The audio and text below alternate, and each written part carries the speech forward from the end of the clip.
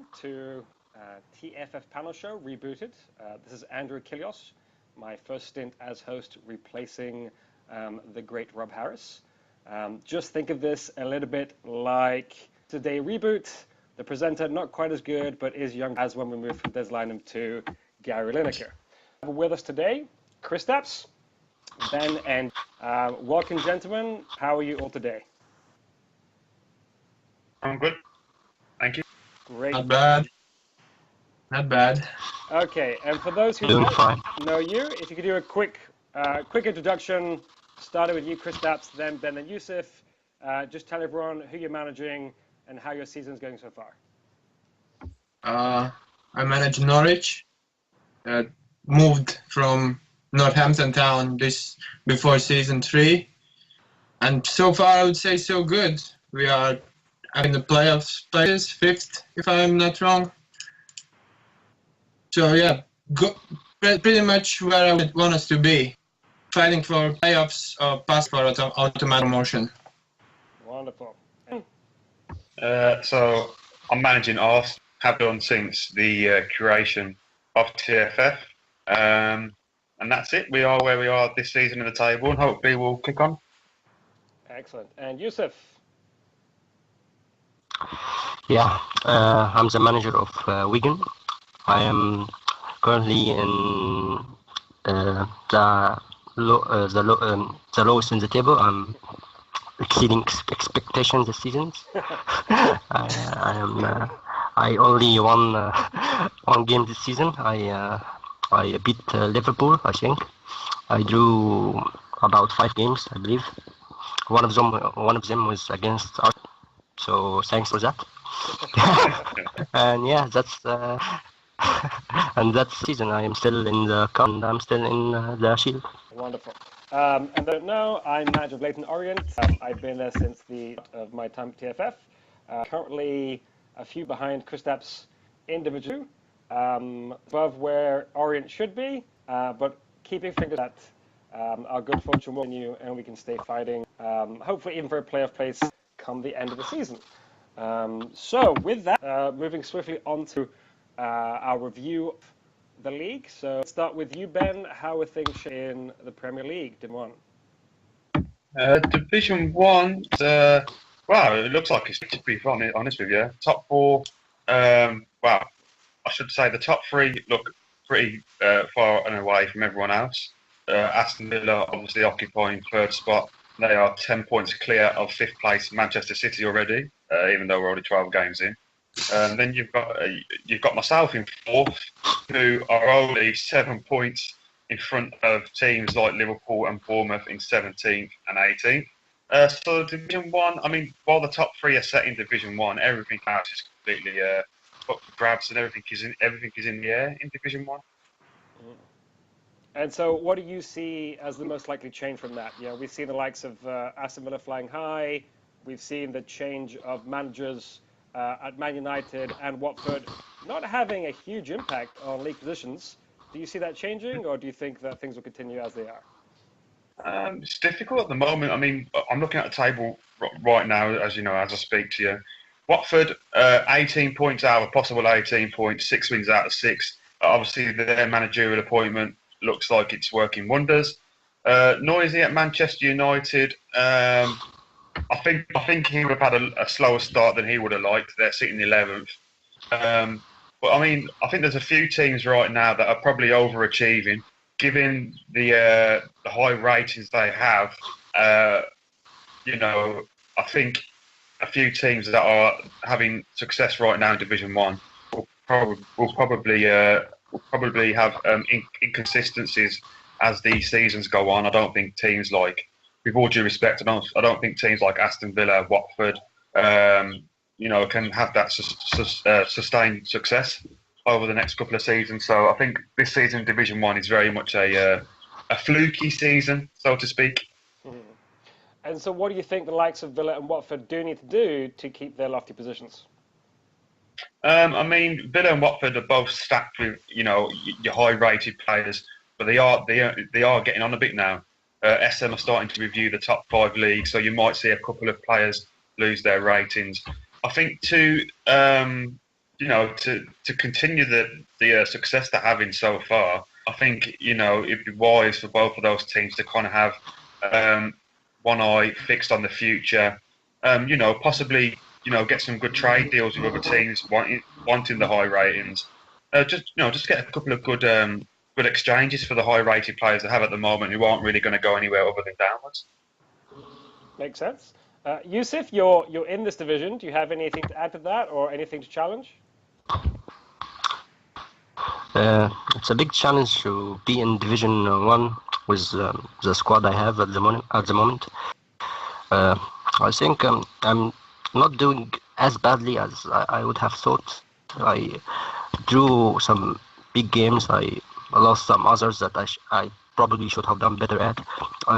At the beginning of the season, my big defender Benatia got injured and got injured for a month, and that pretty much ruined my defense. So my season so far in Division 1 can be a lot better at the end of the season. I hope it will be, but fingers crossed no other injuries ruin my season.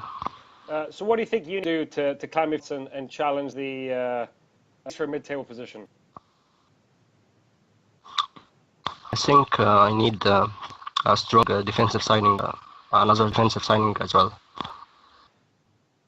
All right, well, moving on to Chris Depps. What are you going on here? I would probably start with the 3 relegated who came down.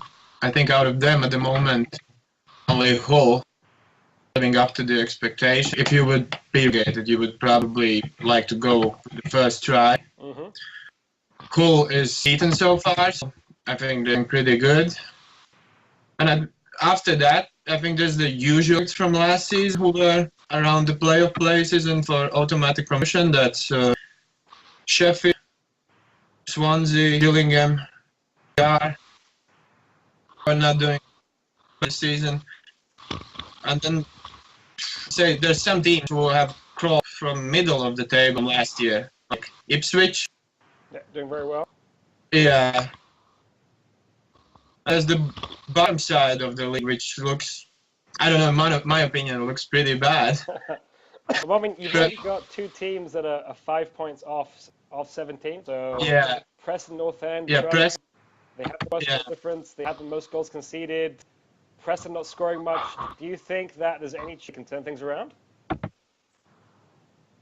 I would say Birmingham, in my opinion, still turn it around. But at this point, I can't see Preston turn it around. I think that they might be the first team to be relegated. But so while the season on. Okay. Which I have to admit, I mean, I've seen Matthew in a few worlds. I know he generally puts up pretty good teams. There's actually very good young talent here. But the fact of the matter is that some of these divisions are so tight. I mean, there's only 5 points between 12th and 6th. And you see a couple of gaps forming at the top and bottom, but that middle section, a run of 3 or 4 wins could really, really turn things around there. Yeah, that's why I also think that it will be really hard for these bottom teams to fight for survival, because when you look at the teams who are right above the line, it's Barnsley, where I think Mick is the manager, if I'm right. I think he did a really great last season, and maybe the ratings are maybe just up with him at this point. But I think he'll be fighting up. I think he'll stay up as well. And there's Derby, who survived, I think, the relegation battle last season, so he has experience in that. And I don't think you should write off Huddersfield as well. I know they are now in the relegation zone, but it's only 1 point from safety. So who's your top 2? My pick for top 2? Mm-hmm. The way it's gone so far, I would say Hull would be 1. And after that, I think the second one will be decided at the end of the. Yeah, I know it's pretty close between Hull. Okay, if you want me to give teams now, I would say Hull and Sheffield Wednesday. Why Sheffield Wednesday? I don't know. I think each manager has done a really good job so far, but sooner or later, I think every team gets like a moment where they drop a few games in a row, and I think it might be coming soon to Ipswich. So, Okay, that's fair enough. And and I think and Sheffield has probably one of the best managers Division Two. that's true. So how do you see Norwich doing this season? So give me your ideal top position, and where do you normally think you're going to be ending up? Ideal would be second Okay. to go in there at the end of the season, but I'll be satisfied with any of the 4 playoff spots. I don't believe in this unlucky third or anything like that, or I would have you would think of that. or playing as a 6th seed or whatever. It doesn't mean anything to me. If I'm in there, I still have a chance. I like the optimism.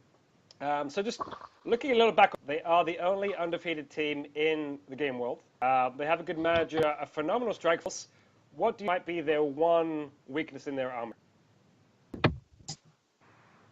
Really sure. Like I don't know Dom that good, but I think maybe it would be like tactics, because he had the. I think he joined Hull middle of the last season or middle of first season. I don't remember exactly when he joined, but he still managed to get relegated. I know he did like a full makeover and everything. So I think build his team on players who will rise since they're doing the top 5 league reviews now.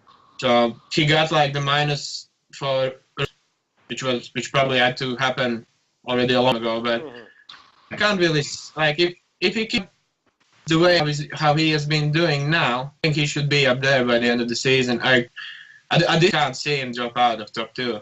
Well, when you have the likes of Royce in Division 2, that's got to be in your favor. There's a reason that they are top goal scorers in the league. And just to make sure, Dom, we're not picking on you, we know the squad was some great work. So well done to you for being top of the table. If I were to be picky, I would point out the fact that 14 goals. And so if you think that in the league, that highest with more goals, Blackburn in 8th, to concede 6 more than Sheffield Wednesday, 6 more than Norwich, 6 more than Gillingham, perhaps as they are the Liverpool of the world, or the odd United, you score 5, we'll score 6 against you. So Hull would definitely be my tip number 1, but let's wait and see. So moving on to Division 3, and back Ben. Division 3, let me just load it. So as expected, I think Fulham and Reading were tipped this season. Basically, managers that are running those two teams are Ali and G. Third and second, I mean, what can I say? I mean, Richie's appointment. I mean, let's be honest. Fulham needed some much, TLC. They really needed it because you could see them nosediving into Division 4 the same. I think Richie's introduction not only gave them that TLC they needed. I think they generally got TFF's finest managers running the show there. Reading's well documented, fantastic team, fantastic in terms of Ali who's managing them. I think Reading this season, I don't think they can chance a place. I really think it's automatic to keep the forks and torches away. I mean, looking at division earlier, I mean, it's pretty tight. I mean, you've got Bolton sitting top on 20 points, and you've got teams only points off, down in 9th and 10th. I think Division 3 is quite formed a divide in terms of top, middle, and bottom. Other than that, usually from Division 2 last season, they're occupying that playoff bout on goal difference. Expect them to do well as well. Interestingly, looking at Bolton, because Bolton are the cream at the moment. They've only got 13 players. You do tend to worry about teams with first team squads like suspensions, and you can see Bolton, off the top of the table there. And teams like Wolverhampton, they're well documented in terms of being a big club in Division 3. Should they or shouldn't they be there? Should they be pushing us? Sheffield United as well. Sheffield United, it's got quite a nice Division 3 side. Only a couple of places outside. Only a couple of points outside. So yeah, Division 3 looks like a really interesting this season. Yeah, I mean, very tight. You've got 5 points between first and 10th place. Surprising reading. I mean, yeah, going back to, they have 3 players rated 9, 5 players Yeah, rated 8 or 9. I mean, that's better than my yeah. score. And I think that's better than half of the Division 2 squads. The thing is, I don't see too many of their players expand grades. They've got Alexis Thovan, he's going to go up. A couple of steady players, and also a bit of a youth team. I really don't look beyond Sheffield, one of the teams up. But then again, I mean, it's so cool. And I want to hear your thoughts on Vale. Port Vale, I mean, Port Vale is an interesting one. I'm looking at them now. 5 wins out of the last 6. No disrespect to Port Vale, they're not a team many give attention. You know, you hear about teams in the leagues, and you hear more controlled by managers who are quite active. Port Vale seems to have surprised a few this season. In terms of numbers, ratings, what we were talking about a minute ago, like you've got the Red and the Sheffield United to Division 3. Port Vale seem to be doing it on quite a small scale. I mean, they've got Hoof, they've got Shane Long, and Stephen Davis. You know, they've got quite what's the word I'm looking for? Quite local in terms of international kind of standing. They've got quite a local bunch of players. Scott Dan, Danny Sim. They've got a good team, and to be honest with you, you know, hopefully you can have a team like Port Vale that can break that mould kind of stigma that, you know, Reading and Sheffield United are super bumped up. Hopefully they can hang there, similar to Charlton in a way. But you could say the same thing. I think they have only 3 rated players, and he has like 14 players, 13, 14 years 13, that could go in the first straight away. Okay, he might have a few players who will rise, but at this point, I think if you have like 14 players who are to play for the first team, and your best 3 highest players are 88, and you're a top table, I think he's doing a pretty good job there. Oh, definitely. I think, you know, there's constantly the age and ratings. I know I was part of. It's kind of hard to argue with the results. I have 2 players, 39 years of age, 3 38. These are old men, but performing, and go down the route of you need to win to succeed down the line. What is the value of a looking team and 26, 19-year-olds who are a big thing if you're languishing in mid-table? So, just to you, Hammer, I mean, people I think often like to comment about Hammer's work. The guy does, I think, 60 teams at the moment. So you would assume that somewhere along the way in those teams, and I think I heard the number 73 at one point, he's picked up some knowledge on the way. So good luck to you, Hammer. Well done. Long may it continue, if only to someone following in the Orient path of getting old men winning. But before we move on to Division 3, Kristaps, I want Hampton Town, because you did quite well with them. You moved up, and they are now able, which surprised me a little because I've been with Alan Worlds. I recommended he join TFF. I've never thought challenging for trophies, and suddenly I see not a great team, but it's them. 0 wins. I don't want to throw rocks in our gardens, but when I was managing Northampton, I think I started with the best 81. I had about $1 million to spend, so I just went the old route. And I got myself 56 players in the first team. 14, like a bolt-on, but instead of getting young players, I went for old. And I mostly bought so they could play in exhibitions. Okay. To play like exact tactics, exact formation, and all season long. That was my goal. And I had 1 player on bench to cover for each line, just in case of injury or suspension. Okay. So that's how I manage them. I haven't now followed how Alan's doing. I've just seen the potential. That's as much as I know about Hampton at point. So what I'm hearing is you played strengths and then you left behind a terrible team that no manager could really follow up. It's one thing to win in a division, and to do it in a division above. So would it be fair that you didn't give him the best platform to work with and maybe have the chance to really stamp his authority? Or do you think you get a good squad and he's just throwing it all away? I left him a really good squad. Like, it would in a good squad for me if I would have stayed, because our players already in the place, and could try to add some more while the season's going. Because I think he got like some extra seats after the last season, because we were living on about 7,500 seats last year. Yeah, I would have to hold my hand up on that, because built on how I met. Well done to you, Kristaps, for owning up to that. And I hope you do turn things around. And good luck to all managers in the division. So, to wrap up the league, what do you have to tell us, Yusuf Abor? So Division 4, going through the teams. First team I have to talk about is, of course, Alexandra. I think they are good stable right now. He's getting results. Lots of players are still developing. He is one.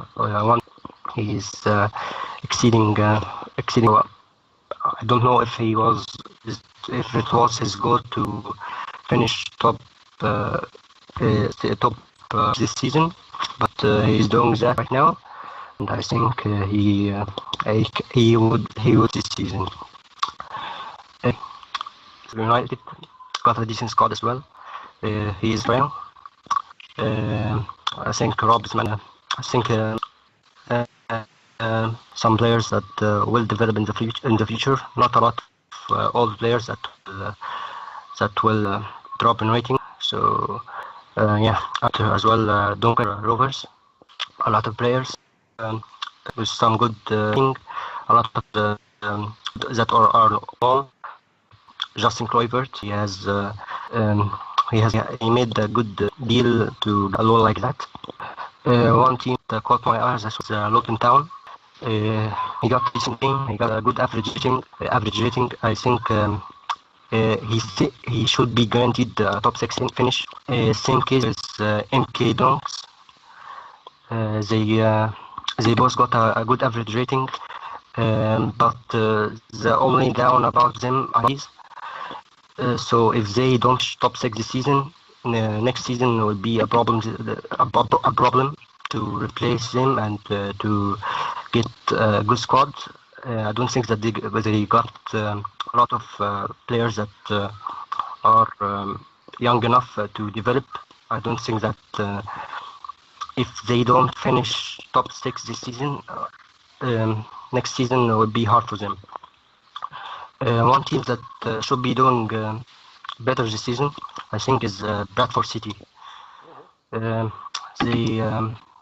got relegated last season from Division 3. They got